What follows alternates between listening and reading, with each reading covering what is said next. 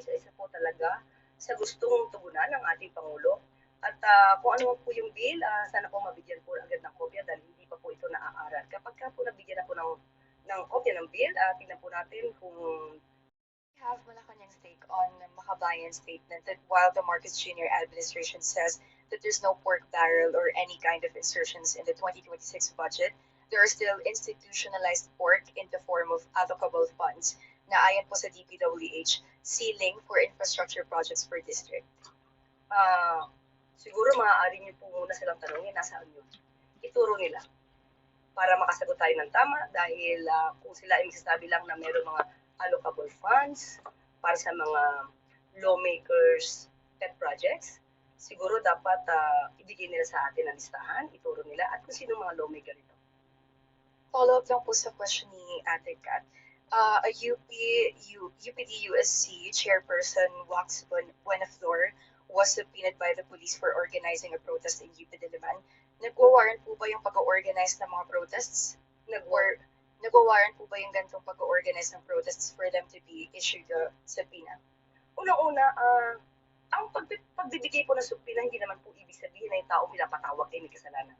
Maaari mapagbigay lang sila ng mga impormasyon na makakatulong upang makita, ma-pinpoint at masama sa kaso yung dapat na masama.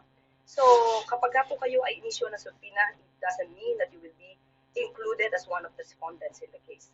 So, you might be just called upon to give some information that could help the investigation of the investigating body. Latest illegal action sa West Philippine Sea. And he said, and I quote, "The President has instructed us to be unyielding and to reshape our defense ecosystem as quickly as possible into a multi-threat, multi-domain system." Okay, unang-una, alaman po natin kung ano sinabi ng Pangulo na we will not surrender and square inch of our territory. So hindi tayo titiklop sa ating pagpoprotekta sa parte ng karapatan natin ng bawat Pilipino at ng interes ng ating bansa. So ang nais lamang po din ng Pangulo ay palakasin ang ating pwersa para sa ating defense.